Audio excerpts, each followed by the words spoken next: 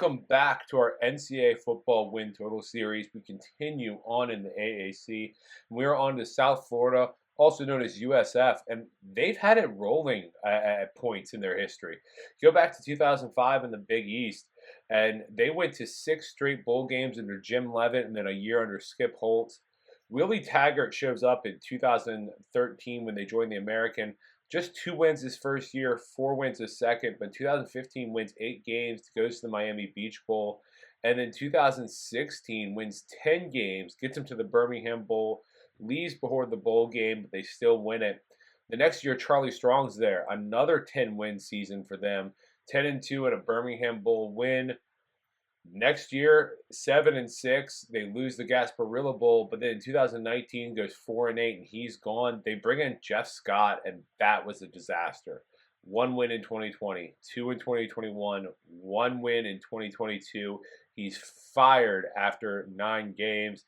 The interim coach ends up losing that game or losing the last 3 games for them. So they bring in Alex Golesh last year, and when we look at last year. Starts off with a loss at Western Kentucky before they beat Florida A&M. They lose to Alabama, but that game is close throughout. It was a 17-3 loss.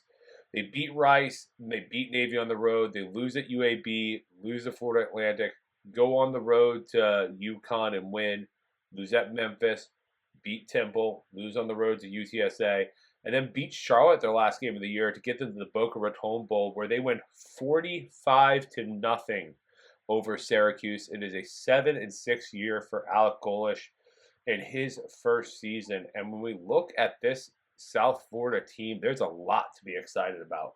Byron Brown took over as the quarterback, and he was awesome. 800 yards on the ground and 11 touchdowns. Threw for 3,300 yards and 26 touchdowns. It is an awesome setup for him. He has his receivers back too. Sean Atkins is back, 92 catches. They bring in a Purdue transfer in Rahman Abradu Yassin. He should draw some attention away from Atkins, which will only increase those numbers. On the ground, Aquine Wright's back. He had 800 yards and 8 scores. They also bring back Tyron Keith, bring in Tyron Keith from Bowling Green. Huge playmaker out of the backfield, but he's also a great kick returner. The O-line essentially returns Zane Herring's a guard. He's the best of the bunch. That offense should be amazing this year. The problem is the defense. It allowed 31 or more points 5 times, losing all of those games. The secondary was dreadful, but it could make some big plays. Amarius Brown and Tevin Ward are both back. They add in Deshaun Rucker from Tennessee and Brent Austin from James Madison from the transfer portal. They have a good safety situation. That should take a step up. They also didn't have a pass rush, though. That could be the issue. DJ Harris and Trammell Logan will have to be disruptive this year. They were top 10 in the nation, though, in tackles for a loss.